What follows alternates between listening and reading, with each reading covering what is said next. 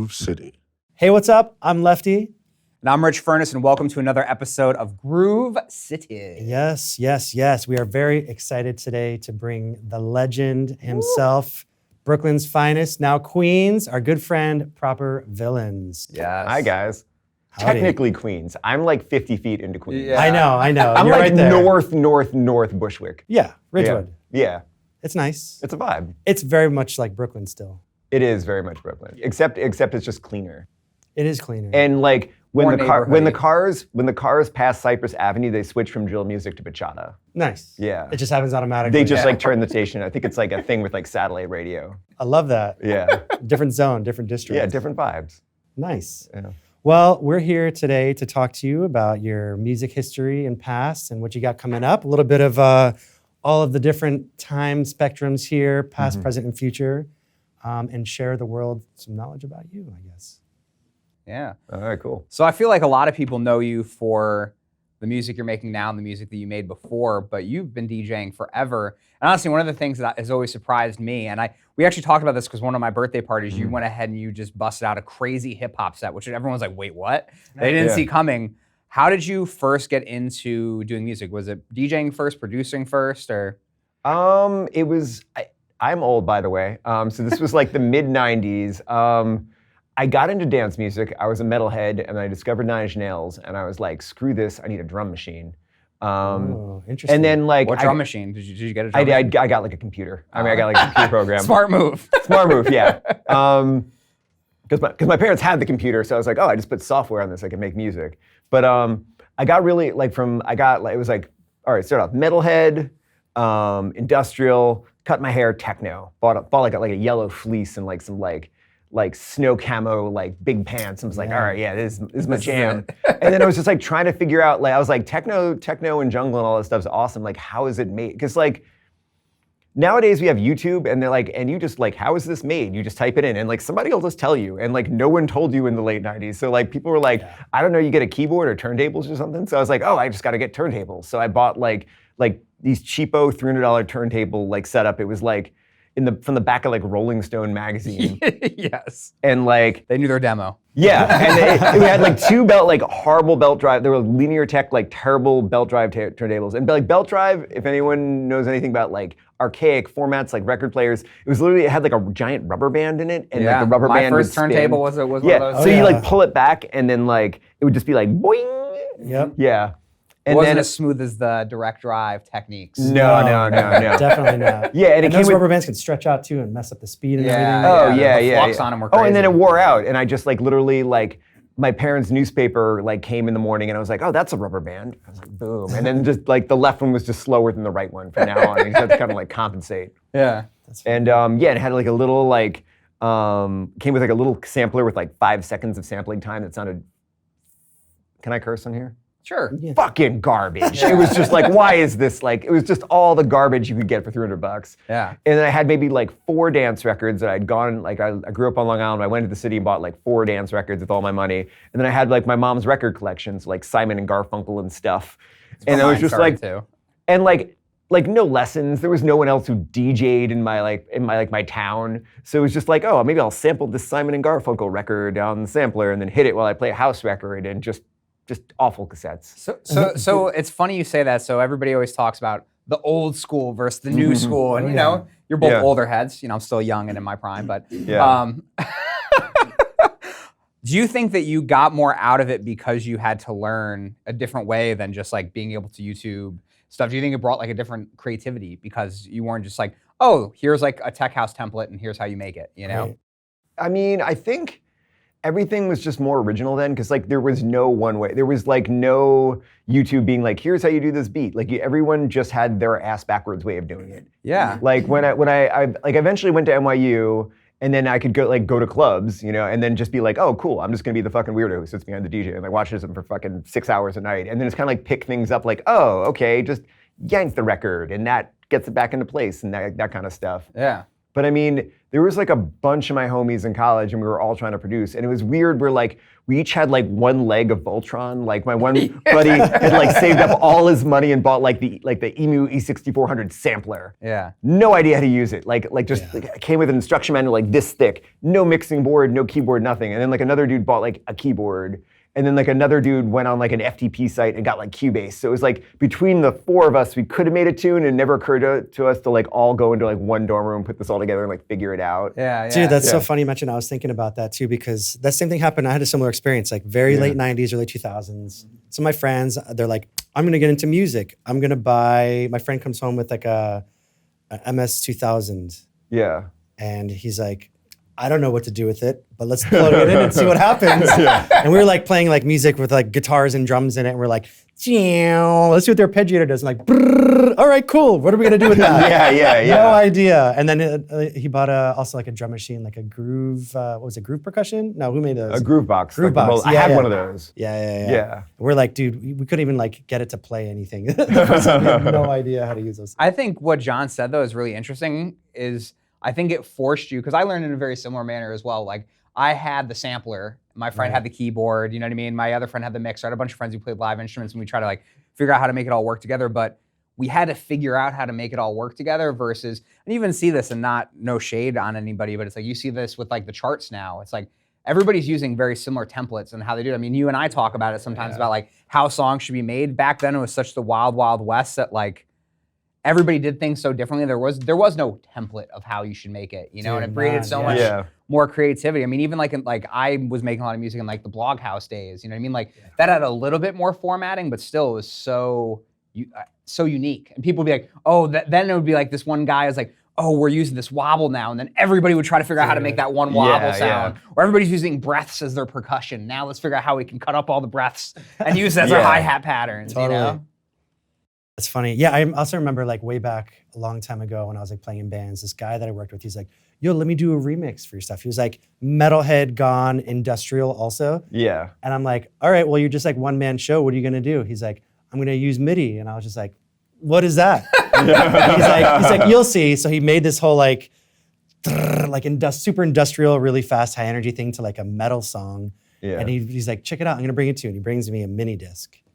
And Nice. he's like, here you go. And I was like, what the hell am I supposed to do with this? I don't have a mini disc player. Mini disc was a great. I had one. I had like a little mini disc player recorder, and it was like pretty lossless. Like it was one of those things where it's like, oh, like I could record a DJ mix for like just like riding on the subway, and it would like not die, you know, or we'd have like high end. Right. Yeah, or even when I went to NYU, I went to NYU for music business, but I took all my electives and just like I was just like, oh, introduction to analog synthesis, where like this like totally stuffy dude be like, this is the mathematical properties of a sawtooth wave. They I'm had like, that in the 50s? in the late 1900s. Late 1900s. Damn, bro. Yeah, the Model T4 just came out and an introduction to a synthesis. Yeah. No, not the Model T, the DeLorean. The DeLorean. Yeah, my bad. But yeah, and like the stuffy dude would talk about like all these like 1960s music concrete posters, and I was like, bro, just tell me to make the fucking drum bass noises. Like that's all I want to do. Like show me to make the fucking fat Reese bass, and he was just like, no, here's like the mathematics of like the sawtooth wave, and I'm like, cool. Like after you test me on this, I'm never gonna fucking remember this. Yeah. But they had like a whole studio, which was like impossible to use because like you had to book lab time. So you get like 2 hours and you're like, cool, you can use a studio. And like every person would come in would like rewire it. So you'd have to like go in and be like, oh fuck, how do I wire this? But I could just go on all these cool synths. They had like a Buchla modular. Yeah. And like I just took the mini disc player and was just like plugged it in and was like, oh cool, this fart noise. Oh shit, that's a wobble. And just kind of like did that and took it home and like stuck it on my little like 46 Dell and like chopped it up and stuff. That's Nice. sick. I think too, like learning in that way and like, honestly, I think why a lot of people are going back to like the analog gear is I feel like when you learn on those pieces of gear, I think it like sticks with you better, at least from my style of learning, you know? Yeah, I think back a lot of the time to when I first started recording, because my brothers had like a really old school Tascam from like the 80s that somebody like left at our house, and then we had it for a long time. And like, I just remember like not understanding it, but I got it to work and record, and I would like try to get better at it, and just like, you know, the EQ was all wonky and messed up. I'd be like, gotta boost the lows, gotta boost the highs, and just like try to make it sound as good as I can and play around with the different tapes and stuff. you learn from a lot of trial and error, but like I think back about it, I'm like, that does me no good now, Like I talk about it sometimes, I'm like, I mean, I think it does in certain ways. I learned synthesis. I mean, I took that class and he honestly didn't show me that much. But like, I bought a JP8000 with like all of my internship money. Sweet. And like, so I have like this fucking super duper, the first digital analog thing. Yeah. No MIDI port on my computer. All right, so I was just like, cool, I have this synth, I know nothing about this.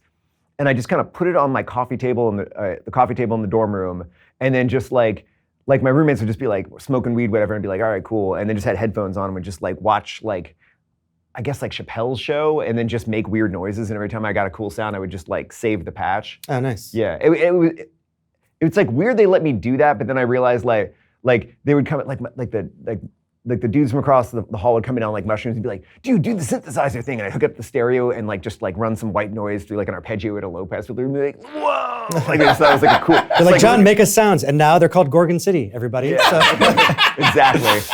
No, I'm just But yeah, it was it was like just the N64 of like music making or whatever. Yeah. But like I learned so much just doing that. Like it's like there's only so much laptop time you can do. Right. Like if you can just do something physically, even like especially like like focus practice, but also just like if you have a guitar and you just dick around while watching TV and you watch 4 hours of TV a night, like you'll pick stuff up. Totally, 100%.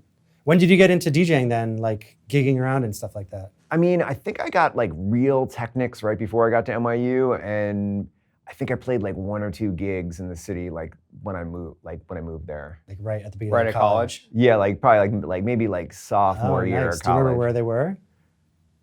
One was we started the electronic music club just to throw raves like on NYU's dime. Oh, nice. So it was like in their it was like a converted gym, and we had like a rave with 20 people, and I just like blasted hard techno. It was awesome. Dope. I played like, my buddy was like, hey, come, I'm throwing a party. And it was on like Christopher Street, I think. He convinced, like he was a promoter, and he convinced like one of the dudes at the gay club to just be like, hey, we'll throw a night. And like no one showed up. And I played a bunch of like house and garage for like sweet nobody. Yeah. But Everybody has to start in those types but of rooms. the bartender Part of thought it. I was awesome, so I was like, all right, cool. Yeah. Yeah. I won somebody's That heart. feels good. Yeah. That's it. Just takes one. Yeah. I want to dive into more of your career post-college. But before that, I want to hit one of the songs that you potentially will play for your mix. Okay. And kind of why you picked it. Let me see. What the hell did I put on there? Oh man, I like did the track listing, ran through it, and forgot. There's definitely a Harry Romero tune on there because I'm a huge Harry Romero fan. He's got him specifically. Cause like he just never sucked. Like he's from like he came up on like the mid '90s. I have all his old stuff like Ministers of the Funk, all the old subliminal stuff.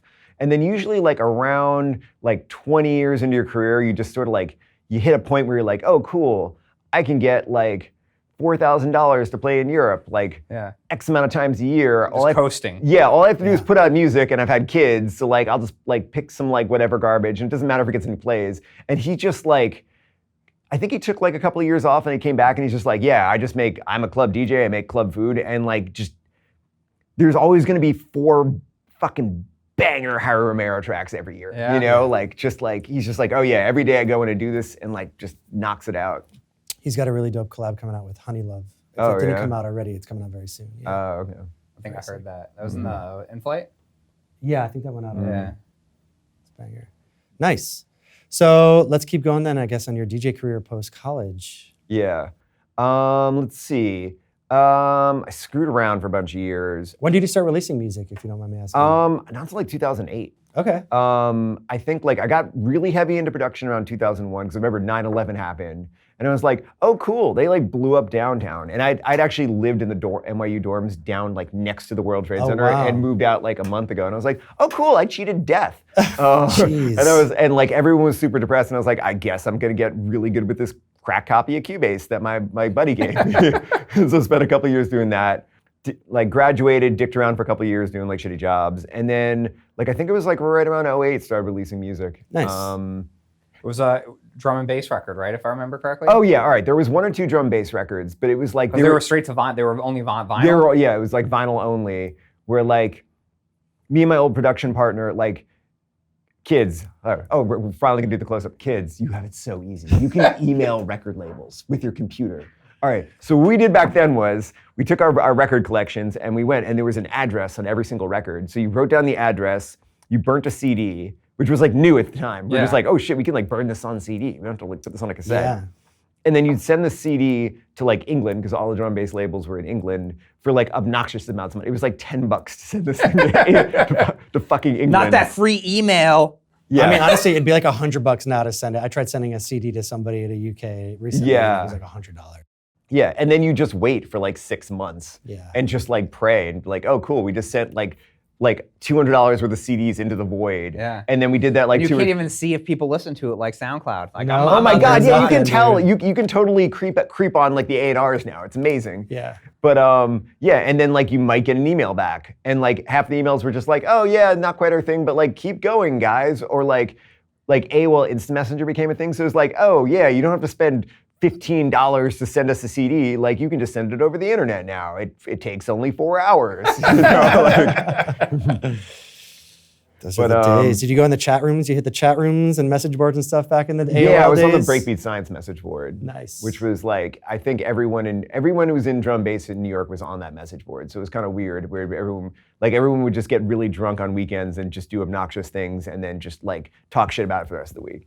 nice. The good old days. Oh, good old days. Yeah, good old days. Where were you going clubbing in the city back in the day? When you first started DJing, I guess it's like 2008, around that time. Let's see. I mean, I think I started DJing a little earlier than that, but Okay. like late 90s, early 2000s, like, oh man, it's blurry. Like Direct Drive, Concrete Jungle on Monday. I mean, the thing was, I was super into drum bass from about like 1998 to about like 2004, 2005. And there was like a weird little indie scene of it where you could just go exist in that, and it was like there was a thing for it. Like you had Breakbeat Science, you had a record store that just sold all those records. Yeah. You had Concrete Jungle on Mondays. You had Camouflage at Sin Sin on Tuesdays.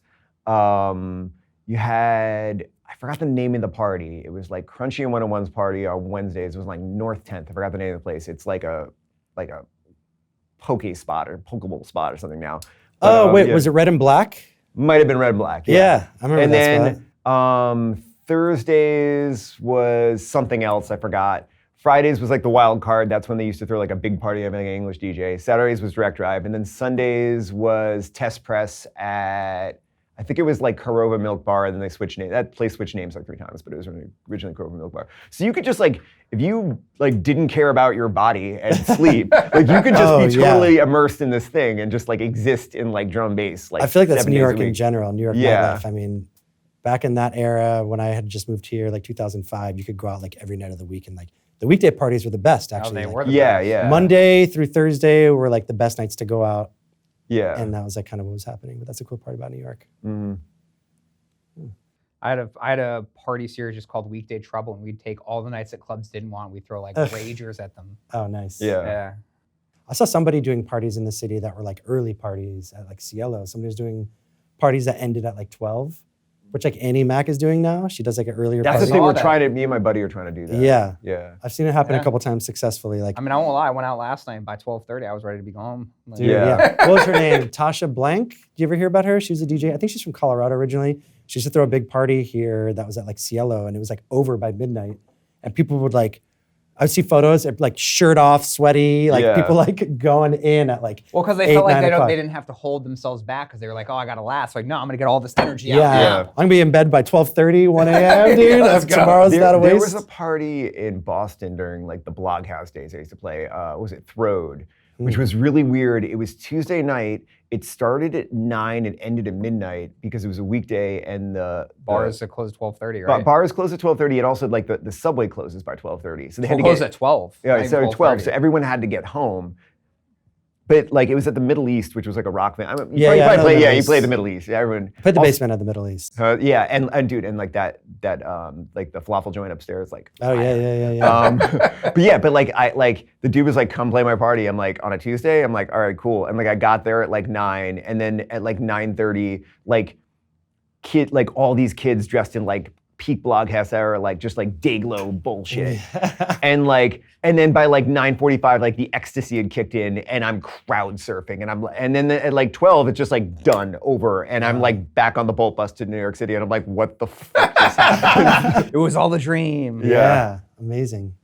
With stepping away from just the DJ stuff, Yeah. With your production, where do you think you had like your first like breakout, like genre-wise, song-wise? It was, And label-wise too. it was Trick Baby on Fatboy Slim's label. What was it? What's the name of Fatboy Slim's label? I don't know. Oh man, I haven't looked at that. I should know this. I put out a record on it. Yeah, it like the name totally escapes me. But I was on I basically in like 07, I'd gotten totally tired of drum bass. Like, I was just washed out. It was kind of also, if you like look at the back catalog stuff, like it was just kind of like this weird shift. It was like right when Pendulum was being a thing, and I was like kind of into it, but like I don't want to do this. Yeah. And so I was just like looking at other music. It like mid to late 2000s was kind of weird for like music in New York City. And I was like, oh cool, I'm gonna do like this like electro house. Like it was like early proto blog house stuff. Yeah. Yeah, and like I did like one tune, and then I was on the Mad Decent board, and I just like posted up this tune. I was like, hey, I made this electro house tune. Like everyone used to do that. It was it was a really cool message board for like it's weird if you look at like the membership of that and like where now it's like odd that like all these people in different genres were all on the same message board. I had stuff. I put stuff. Oh up yeah, on there, yeah. And people always like ask me like, how do you know like this dude? And I'm like, oh yeah, like the Mad Decent board. Yeah. Like yeah. But yeah, and like DJ Touche from the Black Ghosts, like he was like, oh, this is cool. Like we're putting together a Black Ghost mixtape. Can we just like license this? And I was just like, yes. Yeah. What does that mean? License Yeah, it. Go for it. Yeah, like so they license it. So like the guy, like the A&R hit me up and they're like, cool, here's the paperwork. Like here's like, I don't know, like $300 or whatever. I was like, cool. And then like thought nothing of it. And then like, I didn't set it out to labels. I just like stuck it on my MySpace. And then like 3 or 4 months later, I was like, hey, remember that tune you licensed? Like, it's not out. Do you want to like put this out? And they were like, sure, do you have any more? And I gave them like 2 more tunes. And then like a couple of months after that, they put it out. And I was like, oh, cool. I'm like number 40 on Beatport. And like, Nice. yeah. So And just then, random message board kicked it off for you. dude, the internet. Amazing. Yeah. That's cool. And since then, you've released a ton of music over the years. Some labels you want to highlight that you've worked with, I guess? Let's see. Because you've done a lot of different styles of music also. Yeah, I mean, it's shifted because, let's see. I mean, there's drum bass. I think it was like Music First, which was like a sub label of like Back to Basics. There's Norman Cook's label, which I can't remember the name of, and I'm sorry. It's We're all just gonna gone. flash them on It's the all screen. fuzzy. Yeah. Yeah. Let's see. Night Shifters, which was Jason Forrest label, DJ Donna Summer. That was shout out to Jubilee. Like I'd put out the record on Fatboy Slim's label, and then I'd like all these half-done demos, and she came over and she's like, I'm working with this guy's label. You're doing an EP. Get this done now. Yeah, and just there like you go, boss move. and just like texted me and like called me and harassed me until I had a 4-song EP, and I put that out. And then Reed Speed, Play Me Records, like I did a couple of releases with them because she's the homie from back in the drum bass. She used to work the counter at Breakbeat Science. Okay. But maybe like the second week, like I moved to like New York for NYU. I was like smoking a blunt, walking down like 9th Street, going to like Breakbeat Science, and she like walked by and she's like, she fucking loves weed, and she's like, hey, who are you? And I'm like, I'm John. She's like, yeah, let me hit that. I'm like, cool. And then like, she's like, where are you going? Breakbeat Science. She's like, oh, cool, I work there. And then like introduced me to all the That's people. dope. Yeah. Let's see, who else? Like the last run, let's see, Trippy Ass Techno, which was Christian Martin's label, which was shout out to Nick Catchdubs. I had I went from doing like the dubstep stuff in like 2010, 2012 to like 2018. I was like, I want to get back into more like grown ass person music. And I had all these demos, and I was like Nick runs Fool's Gold, and I was like, dude, like who does this stuff right now? And he's like, oh, Christian Martin's starting a new label. I was like, oh, cool. I was like, I'll enter you. And that kind of got back into it. Let's see, Psycho Disco, which is like AJ Treasure. Yeah, of course. Who's the homie. How we met. Yeah, oh, exactly. Yeah. And also, he used to be in Evil Intent. Yes. That's why I was like, oh, okay, I fuck with this dude. Like, he had a really fucking cracking drum and bass group. See, that's funny you mentioned that because I didn't know that about Evil Intent. And when I first met him, Treasure Fingers, who we're talking about, Yeah. we met at a party at Santos Party House that I was playing. We started talking about Call of Duty the whole night. That's where I met John. Oh yeah, Oh, nice. yeah. That's funny. So yeah, we started gaming a lot, and his handle was Evil Intent, and I just was like, oh, that's a funny gamer tag. Yeah. I had no idea. They had you got to check out, if you can find a sticker, they had the Firest logo. It was like this, like because I think his background was in graphic design. Yeah. And they had this like upside down heart, like with like Evil Intent. It was so dope. I think I got to grab one off of him. Nice. But Well, how about let's cut back to your mix you got any other songs in mind that you think you're going to be dropping today that we can get excited about later? My Mind is a Sieve. I got a couple of edits on there. Nice. Some like I'm a piano stuff, because I finally, after listening to the internet yell at me about I'm a piano for like a year, I'm like, oh, I should probably check that out. And I'm like, oh yeah, it's fire. Like some disco house stuff. I try to keep it like relatively chill. I've been trying to do like Whatever you want to do, yeah. not full on every single mix. Right. Yeah, some like disco house joints. I think I got like 1 or 2 garage tunes in there. Nice. Fun. You did a really dope UKG vibe thank you. remix for Quincy Boy Records, which is super. Yeah.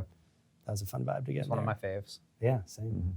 Him and honestly, probably like maybe I'm not gonna pick favorites now. There's too many politics. Now you have to say it because you started saying it. So. Well, no, probably John and Treasure Fingers Treasure were Fingers. my 2 favorites on my comp. It was a nice pack. There's a nice combo of things going on in there. Also, that Dundee remix, that song is heater. Yeah, I heard that original though was a little soft. A little iffy.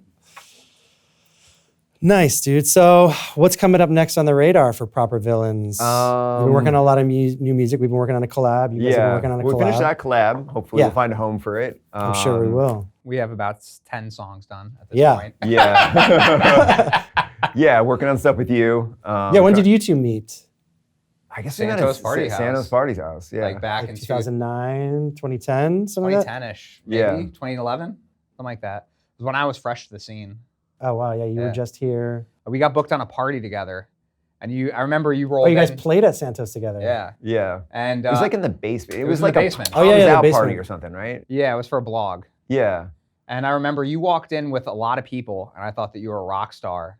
And I'd heard a bunch of your music, and I was like, oh man, this guy makes really good music. I'm trying to remember who I rolled up with.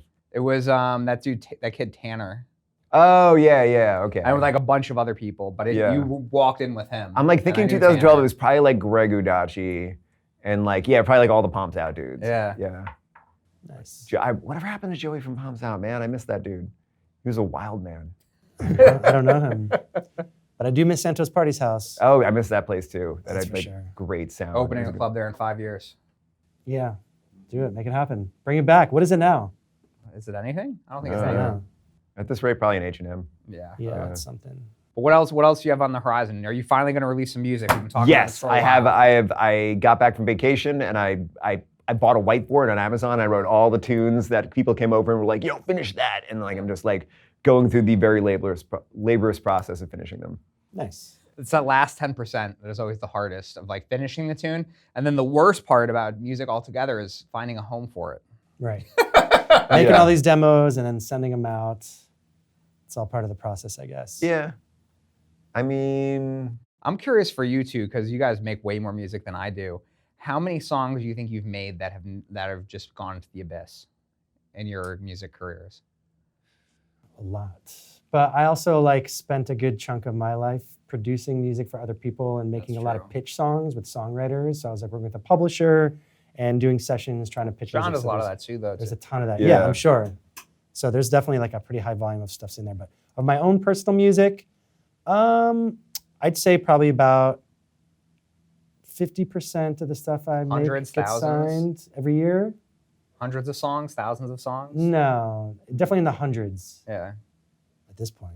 I mean, how much just stuff just gets tossed or how Yeah, much- just get tossed. I've seen your folders. I know. I mean, the thing is, like, I don't pitch everything. Like, I usually have to be like, oh yeah, this is, or usually it's like, I mean, the weird thing is I never have problems signing tunes, like, because it's like all my homies are DJs and run labels, so it's more along the lines of like Cody will be like, dude, I need something for like, holy moly, like now, and I'm like, oh, motherfucker, and I'm like, okay, like, what about this or this? And he's like, all right, cool, yeah, and then it's just like goes, like that's the way it is.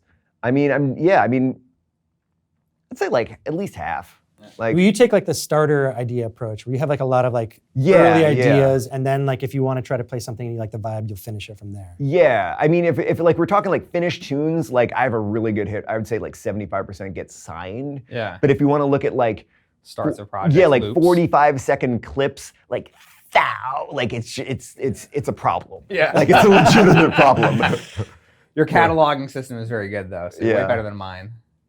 Nice. Yeah, I feel like just in that sense, you kind of just sit down at your computer like, all right, I'm gonna make an idea and see if it's worth a shit. I mean, not. it's more, it's just procrastinating forward. Like it'll be like, oh, I gotta finish another tune. But it's so much more fun to start stuff. I'll start something for like It's an way hour. more fun, of course. Yeah. Tickle the creative best muscle. part. Yeah. Yeah. Like, oh, cool. This kind of doesn't suck. weird name, save, never open again. Yeah. Yeah. Definitely. Well, for anybody who wants to find you, where can they find you online? Let's see. Twitter, Proper Villainy. Instagram, Proper Villains. I'm on TikTok somewhere. There's 4 posts. Don't bother. I'm one of them. Yeah. Propervillains.net is like my website I haven't updated in like 4 years. And like SoundCloud and stuff, just like go Google me, dude. I'm the first person who comes up. Except for one shitty cover band in Tallahassee. Called Proper You're not Villains? shitty. You're okay, but please stop using my name. I had it first, and I don't have the money to sue you out of it. Cease and desist coming Yeah. your way soon. That's right. Like, dude, change your name. I'll do your logo for free. Like, I'm just saying. Like, there's no shade. It's just like it's hard to play Tallahassee now, and I was getting like one good paying gig a year out of it, and like You're killing it. Your bar band just like screwed up my paper. All right, so yo, make sure y'all stay tuned in this playlist. Well, we're gonna have a link to the mix that my man Proper Villains is about to lay down for you. One of my favorite DJs to go watch. Make sure you guys stay up to date with him on socials. Check him out at his next show. He's promised me releases for 2023, so make sure you guys check those out. This has been Groove City. I am Rich Furniss. I'm Lefty. Thank you so much for watching. Peace out.